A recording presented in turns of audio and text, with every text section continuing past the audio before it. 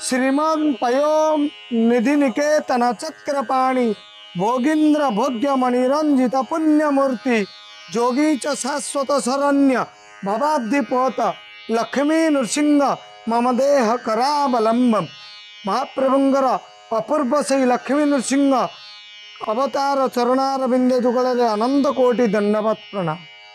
चली महापंचक व्रत बा भीष्म पंचक व्रत बा बग पंचक।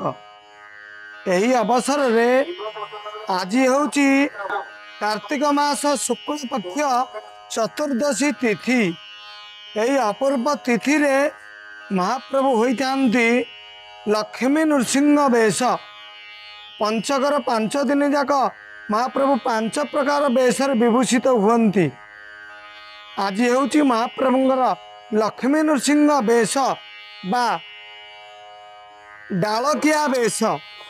यह को डालकिया वेश बोली कहीं कह जाए ना सुवर्ण किया महाप्रभु मस्तक डाल स्वरूप डाल सदृश खंजा जाए से वेशर नाम डालिकिया वेश बा लक्ष्मी नृसिंह वेश।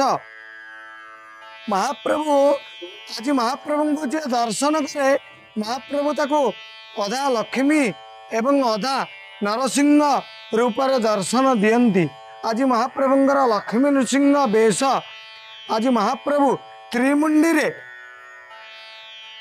तगड़ी सहित आज अधिक मात्रा रे महाप्रभुंकर मस्तक रे फूल लगी थाए। त्रिमुंडी रे अधिक मात्रा रे फूलर व्यवहार होता है। फूल को सबू पाखुड़ा पाखुड़ा कर खंजा जाए जेपरी गोटे डाल रे फूल फुटी सेहीपरि महाप्रभु मस्तकर शोभा दिशी थाए। यही अपूर्व वेश महाप्रभु स्वयं शंख एवं चक्र धारण करिथांती।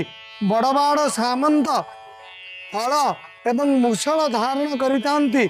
माँ सुभद्रा जोगमाया रूप से विभूषित होइथांती।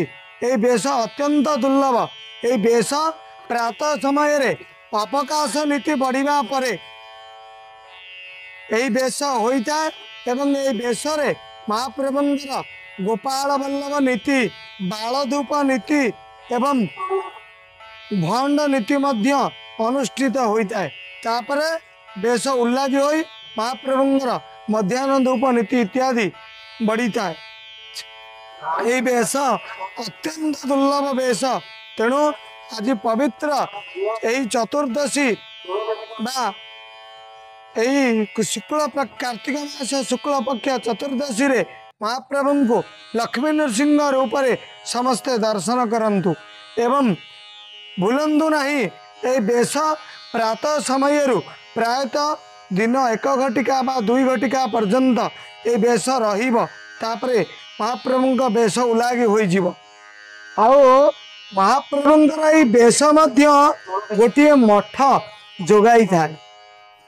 रामदास मठ तांकर जे महंत राम जयंती दास महाराज से वेश को प्रथमे अयमारंभ करथिले। महाप्रभु को लक्ष्मी नारायण लक्ष्मी नृसिंह वेश महाप्रभुंकर से मठर महंत आरंभ करथिले। जय जगन्नाथ।